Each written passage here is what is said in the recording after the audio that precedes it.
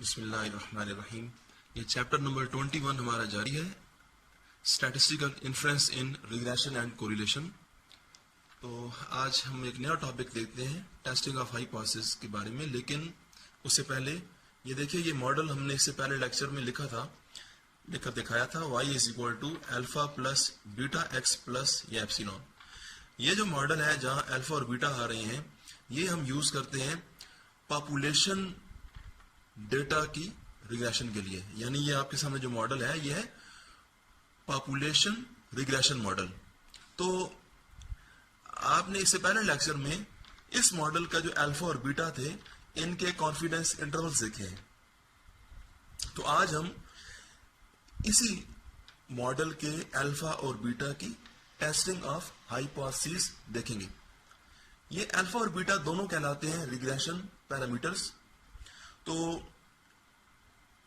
Alpha का अपना नाम है रिग्रेशन कांस्टेंट और बीटा का नाम है रिग्रेशन कोएफिशिएंट, जिन्हें वाई इंटरसेप्ट, अल्फा को वाई इंटरसेप्ट भी कहते हैं और बीटा को स्लोप भी कहते हैं मैथमेटिक्स में। बहरहाल हमारी टेस्टिंग आज अल्फा और बीटा के बारे में है।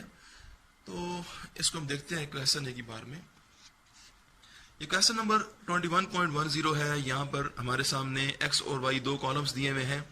इन कॉलम्स के अंदर एक डेटा दिया हुआ है और ये हमें डेटा देने के बाद, यानी ये सैंपल दिया हुआ है, इस सैंपल डेटा की मदद से आपको क्या कहा जा रहा है, क्या करें, assuming the normality test the hypothesis H naught beta equal to 0 against beta is not equal to 0। और नंबर 2 पर है alpha is equal to 32 against alpha not equal to 32 at 0.01 level of significance. यानी population के जो parameter alpha beta है उनकी testing है जी।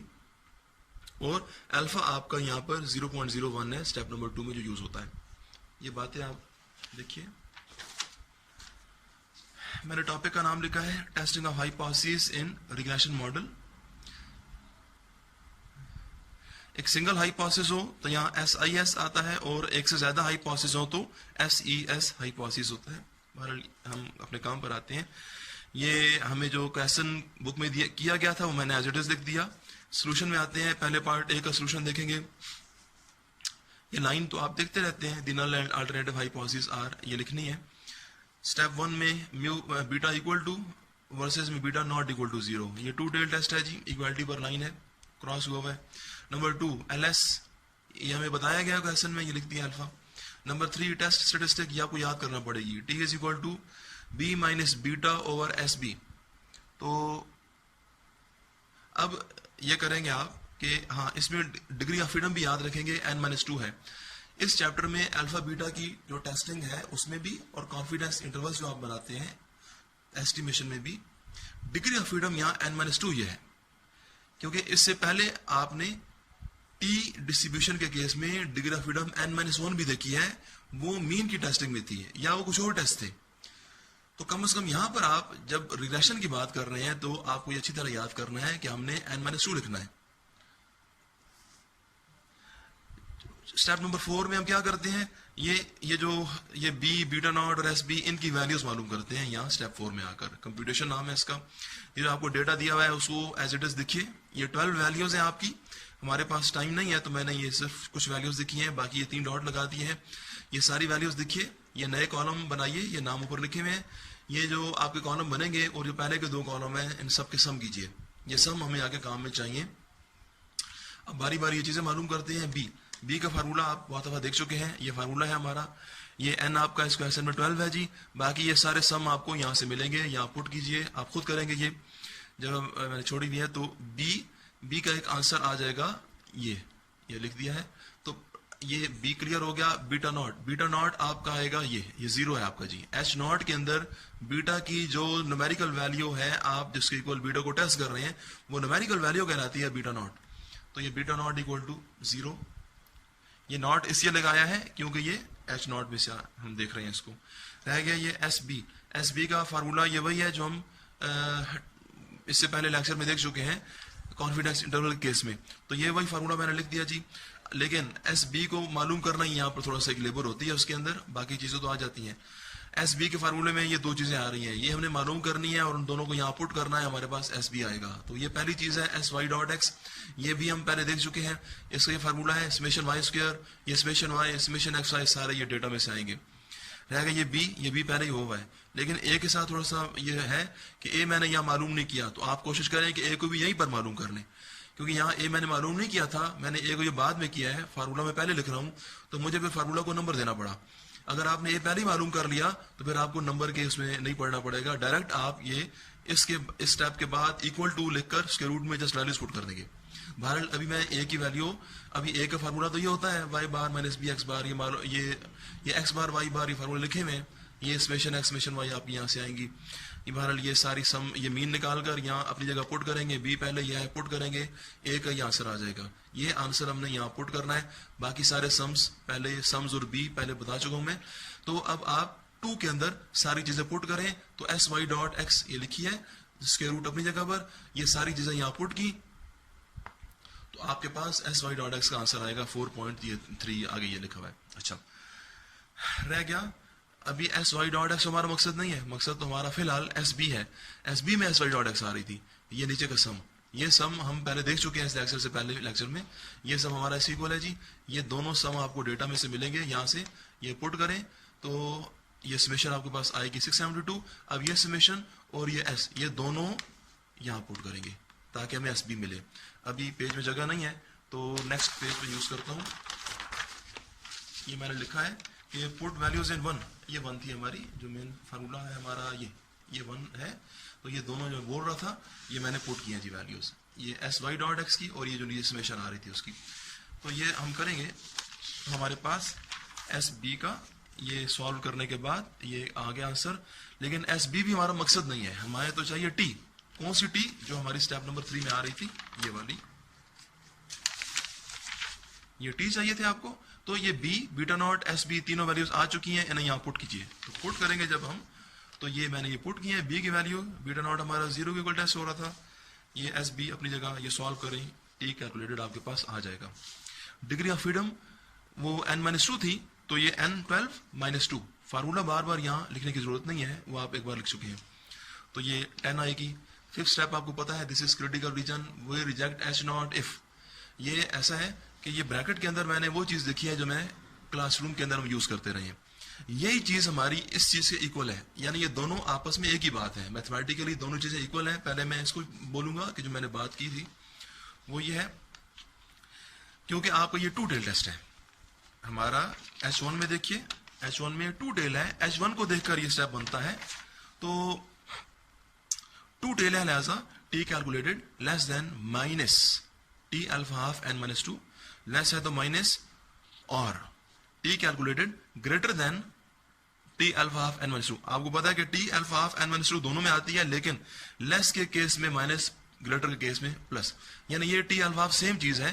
Table से भी हमें अब देखना है इसको, ये सेम वैल्यू मिलेगी, तो हम खुद से उसी वैल्यू के साथ माइनस और प्लस लगा लिया करते हैं। अच्छा, ये जो चीज है ये और ये एक ही बात है, बुक में आपकी यूं भी लिखा हुआ है, लेकिन बुक में थोड़ा सा एक हमारा है इशू है, वो ये है कि बुक में ग्रेटर के साथ इक्वल भी लिखा हुआ है। तो आप इक्वल यूज करना चाहें तो इतना उसमें मसला नहीं है, लेकिन कोशिश करें कि सिर्फ ग्रेटर का केस यूज करिए, ग्रेटर को यूज करिए, क्योंकि बहुत सारी बुक्स ऐसी हैं कि जिनमें सिर्फ ग्रेटर का साइन लिया गया है, वहां इक्वल नहीं लिया गया, क्योंकि मैथमेटिकली ये जो चीज होती है ना, फिर ये इक्वल होती है, तो इक्वल लगाना इतना वो मतलब नहीं है सही। बहरहाल बुक में लगा हुआ है तो आप इस्तेमाल कर भी लें। अच्छा, तो यानी अगर कहीं पेपर में आपके सामने ये बात आ जाए ना, तो इसका मतलब यही होता है। अच्छा, हम अब इसी हिसाब से काम करेंगे।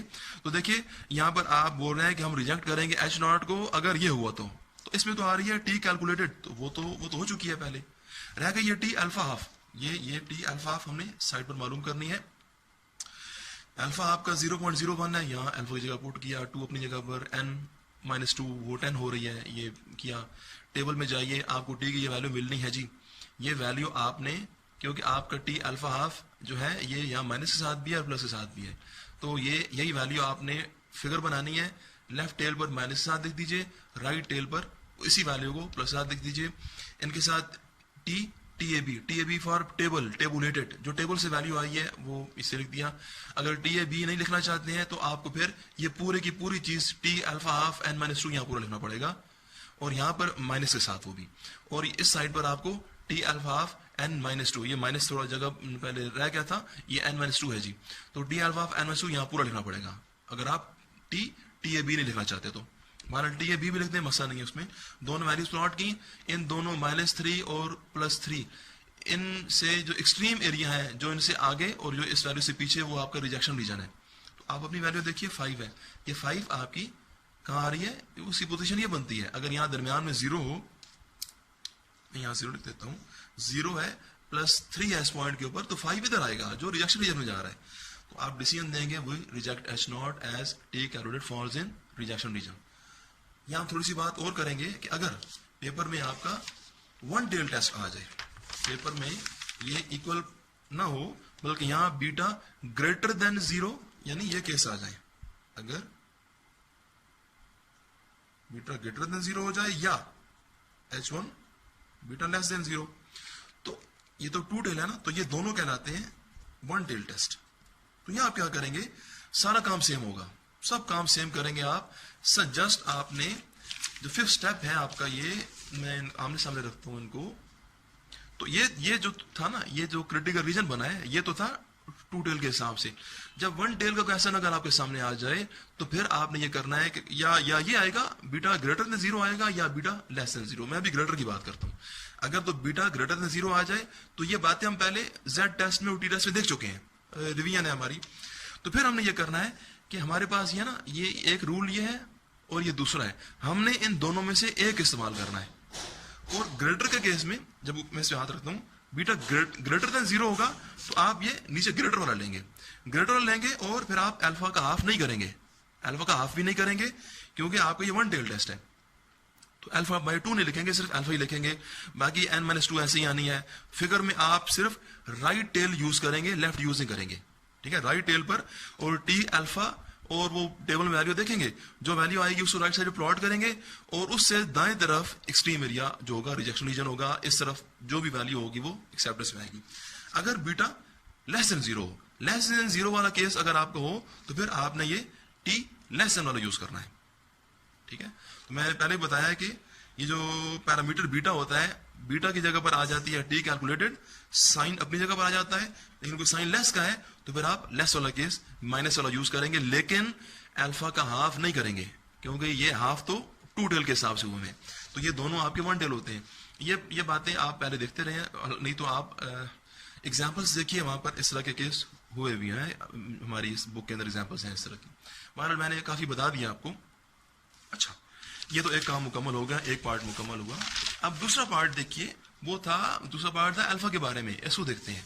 तो अल्फा की टेस्टिंग है, ये मैंने यहाँ लिखा है इसका पार्ट 2, तो वही लाइनें हैं जी, दिनल एंड अल्टरनेट वो लिख दीजिए सारी बात, alpha equal to 32, alpha not equal to 32, ये भी टू टेल टेस्ट है। और यहाँ पर भी इशू यही है कि अल्फा ग्रेटर देन 32 और लेस देन 32 केस ही हो सकते हैं, तो वो सेम बातें हैं, सारी सेम रूल हैं जो मैं आपको बता चुका हूँ। एलएस इतना वही यूज करेंगे। टेस्ट स्टेटिस्टिक टी यहाँ पर जी होगी a minus alpha not over S A. Beta के केस में क्या थी, b माइनस बीटा नॉट, लेकिन यहां पर हो जाएगी a माइनस अल्फा नॉट, और उसके नीचे था एस बी, यहां पर हो जाएगा एस ए। आपस में आमने सामने देखिए इनको, तो आपको जरा ये फार्मूले एक वो रिजेम्बलेंस इनकी नजर आती है। अच्छा, डिग्री ऑफ फ्रीडम n-2 ही है जी। कंप्यूटेशन में हम ये तीन चीजें मालूम करेंगे। a पहले ही हुआ है हमारे पास 30 है, अल्फा नॉट आपको पता है कि ये एच नॉट में से आएगी, ये 32 आपका जो है numerical value, this is your alpha not, ये लिख दिया इसको। रह गया एस ए। एस ए का फार्मूला वही है जो हमने कॉन्फिडेंस इंटरवल में देखा था, ये लिखा मैंने इसको। ये थोड़ा सा एस बी से थोड़ा सा डिफरेंट है कि यहाँ 1/n और ये एक्स बार आ रही है।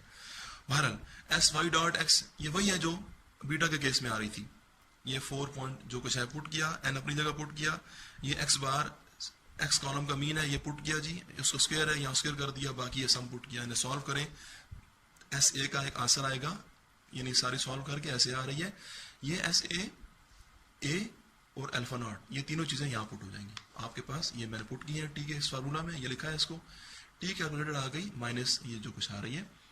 अब हमारे पास ये क्योंकि पेज पर जगह नीचे नहीं है, ये पहले का काम था। तो फिफ्थ स्टेप हमारा रह रहा है, क्रिटिकल रीजन आपको बनाना है जी। ये है मेरे पास, इधर है ये फिफ्थ स्टेप है क्रिटिकल रीजन। वही रिजेक्ट एच नॉट इफ, यहाँ मैंने दोबारा वही बात लिखी है कि बुक में ये रूल भी लिखा हुआ है और इस तरह से भी लिखा हुआ है, तो हमने इस तरह से करना है ब्रैकेट वाला।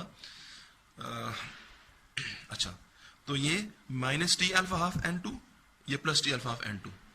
तो टी अल्फा हाफ की वैल्यू आपको वही मिलनी है जो बीटा के केस में है, क्योंकि अल्फा भी वही है, एन भी वही है, तो सेम चीज़ें दोबारा आपको 3.169 ही मिलेगी। फिगर पर लेफ्ट साइड पर वो माइनस और ये प्लस के साथ प्लॉट करिए। आपकी जो कैलकुलेटेड वैल्यू है वो देखिए क्या वो इन दोनों के बीच में आ रही है या वो एक्सट्रीम एरिया में जा रही है। हमारी कैलकुलेटेड वैल्यू है माइनस 0.19 जो कि इन दोनों के बीच में आ रही है। तो आप डिसीजन दीजिए वही एक्सेप्ट एच नॉट, एस वही लाइन लिखी हुई है। अच्छा, ये तो हो गया अल्फा बीटा की टेस्टिंग जो हमारे काम में हमारी बुक में है।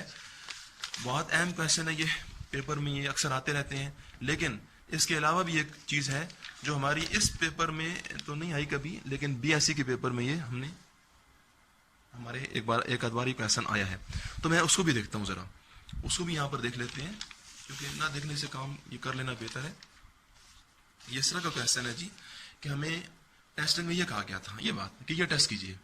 अब ये बात क्या मतलब है इसका, इसको पढ़ते हैं। एक्सपेक्टेशन या expected value of y given x equal to 50 is equal to 40। ये मतलब क्या है इस बात का? मतलब यह मैंने आपको पहले इस लेक्चर से पहले लेक्चर में बताया था कि x की वैल्यूज के ऊपर y की बहुत सारी वैल्यूज होती हैं और उन y की वैल्यूज का एक मीन वैल्यू होती है जो दरमियान में होती है। ये उनकी बात हो रही है अभी, उसको पढ़ेंगे। एक्सपेक्टेड वैल्यू या mean value of y is equal to 40। कब 40? जब x 50 है। जब x की वैल्यू 50 होती है उस टाइम पर जो y की मीन वैल्यू है वो 40 है। इसको यूं पढ़ेंगे। इसी बात को वो यूं भी लिख सकते हैं, इसी को यूं भी कह सकते हैं कि mean mu y given x equal to 50 is equal to 40। ये एक ही बात है, ऐसे कहीं एक ही बात है। टेस्टिंग में यूं भी कह सकते हैं, यूं भी कह सकते हैं। तो इसको बोलेंगे mean value of y is equal to 40 given x 50। जब x 50 है उस टाइम पर y का मीन। अच्छा, स्टेप सोल्यूशन में जाएंगे। स्टेप 1 लिखेंगे, आपको पता है वो लाइन आप लिखेंगे इंग्लिश में, दिनाल अल्टरनेटिव वाली। अच्छा, ये इक्वल है तो एच नॉट में इक्वल वाला आ गया, वर्सेस यहाँ जगह नहीं थी, मैंने नीचे लिख दिया, लिख सकते हैं, कोई मसला नहीं है। H1 में यही सारा आएगा नॉट इक्वल टू के साथ। टू टेल टेस्ट है। नंबर 2 LS वो 0.01 LS जो आपका लेवल ऑफ सिग्निफिकेंस बोलना चाहिए इसको, क्योंकि LS के मतलब कुछ और भी होते हैं। बहरहाल लेवल ऑफ सिग्निफिकेंस अल्फा है हमारे पास, ये लिखा है जी। नंबर 3 टेस्ट स्टेटिस्टिक, ये आपको याद करना है, यहाँ पर इसको याद कीजिए। T is equal to a plus b x naught minus mu naught over s y hat. तो ये चीजें ये हमें याद करनी है। डिग्री ऑफ फ्रीडम यहाँ पर भी वही है। कंप्यूटेशन में हम क्या करते हैं, इनको पुट करते हैं वैल्यूज को। तो इसका एक आसान सा तरीका ये भी है कि आप a की वैल्यू आपने मालूम की है अभी, वो पुट कर दें यहाँ पर। b की भी मालूम की है, इसको पुट कर दीजिए। एक्स नॉट आपको ये 50 है जी, जो एच नॉट के अंदर x की वैल्यू है 50 है, यहाँ पर पुट हो जाएगी, इधर 50 पुट कर दें। माइनस म्यू नॉट क्या है, ये 40, ये म्यू फॉर मीन। तो ये जो 40 है ये इक्वल टू जो ये वैल्यू है 40, ये आपकी यहाँ पुट हो जानी है। तो ये ऊपर कैसा इस तरह करना आसान होता है, लेकिन हम इसको एक और तरीके से भी देखते हैं कि ये देखिए सैंपल की जो रिग्रेशन इक्वेशन है वो थी y hat equal to a plus b x.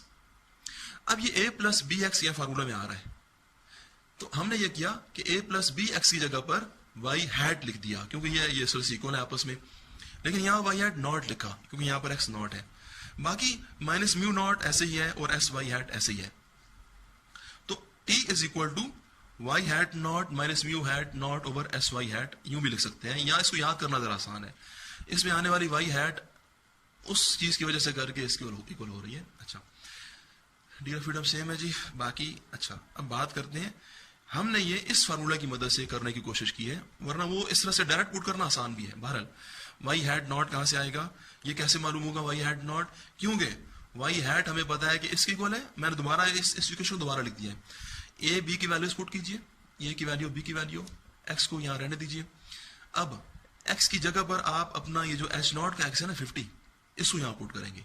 तो क्योंकि ये इस 50 का ताल्लुक एच नॉट के साथ है, तो ये एक्स की वैल्यू जो है 50 ये कहलाएगी एक्स नॉट इक्वल टू 50। तो हम बोलेंगे कि एट या when x is equal to x naught is equal to 50, तो यहाँ 50 पुट करना है। तो फिर ये वाई हैट बन जाएगा Y hat not.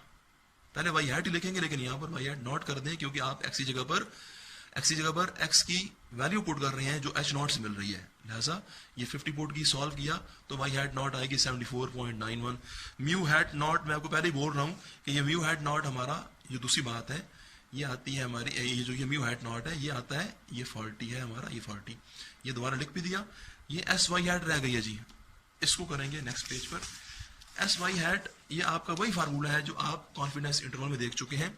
S y hat ये देखा है हम लोगों ने पहले वहां पर भी, तो क्योंकि सेम डेटा है लिहाजा एस वाई डॉट एक्स पहले हो चुकी है, ये पुट किया, एन अपनी जगह, ये सम भी हो चुका है, पुट किया, एक्स बार अपनी जगह पुट की, एक्स नॉट वही है भाई जो एच नॉट में एक्स नॉट की वैल्यू थी, ये वाली ये 50 जो है ना, ये 50 आपका दोबारा यहाँ एक्स नॉट में पुट होगा। तो ये सॉल्व किया हमने, इनको जो था सॉल्व करने के बाद हमें एस वाई हैट मिल रही है 2 पॉइंट ये कुछ मिल रही है जी। तो ये जो चीजें आई हैं आपकी 3, इन्हें आप टी के फार्मूला में पुट कीजिए। इस फार्मूला में टी इज इक्वल टू ये जो चीज है वाई की, म्यू की और एस की तीनों वैल्यूज की मैंने पुट की हैं। ये जी ये पुट कर दी है तीनों अपनी जगह पर, तीनों पुट किए हैं तो टी आ गई हमारे पास, ये कुछ आ रही है। डी एफ हमारे पास वो n-2 करने से आ गई 10। आगे काम सेम है जी, आगे वही है, क्योंकि ये 2 डेल टेस्ट है, ये रूल वही है जो मैं पहले बता चुका हूँ 2 दफा। टेबल में भी क्योंकि हमारा सेम क्वेश्चन है, अभी अल्फा एन सेम है, तो वही वैल्यू है माइनस प्लस के साथ। देखिए दरमियान में एक्सेप्टेंस है, एक्सट्रीम एरिया आपकी रिजेक्शन है, आपकी वैल्यू क्योंकि 16 है जो कि रिजेक्शन में जा रही है, ये डिसीजन दे दिया हमने।